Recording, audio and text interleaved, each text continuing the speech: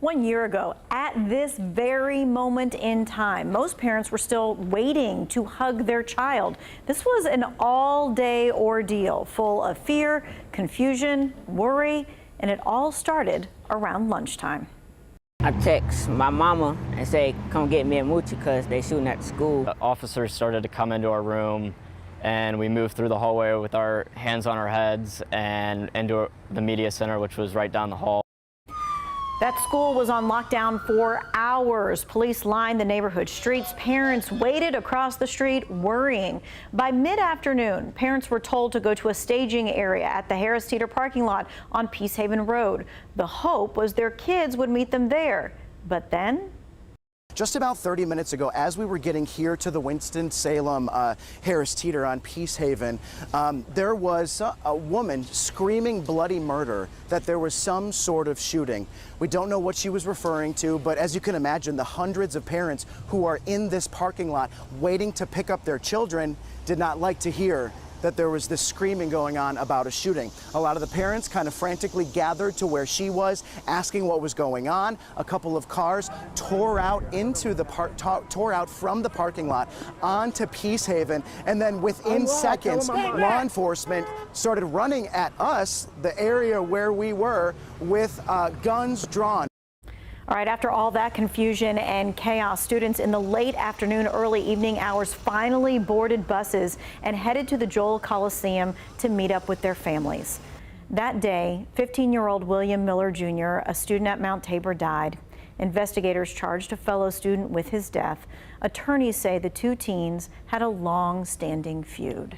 I mean, I can't even imagine what it was like for parents that day. I mean, just looking back kind of give me chills, looking back at the chaos that occurred at the Harris Teeter over there. But then also just the idea of not being able to hold your child, to put eyes on them for so many hours until they reunified them just hours later. I know here in the studio it was much different than you being out there, but the information, how it just kept changing. We were on air for hours, about 6 hours total. You know, we found out there was an injury, then it was someone was dead, there was a fatality, and it was hours later before they, you know, caught the killer. So it was a scary day. Yeah, and it was my first month reporting here. Yeah, it was very chaotic. I remember going to that YMCA where the parents first thought they were supposed to go, and then they had to go over to that Harris Teeter parking lot. No one really knew what was going on, and I think that was the longest I'd ever been on TV at once, because I think we were on from noon to 6 to the 6 o'clock hour. Right. Yeah. And was that your first live shot here? No, I think I had some test shots before that, but yeah, it was the longest live shot I've had here. I mean, it was crazy. And it was just a really long day, right, for everyone, for, you know, the parents, the school staff, the law enforcement, people there at the Harris Teeter parking lot. I mean, it was a long day for everyone, as everything kind of really seemed to unfold very slowly, don't you think?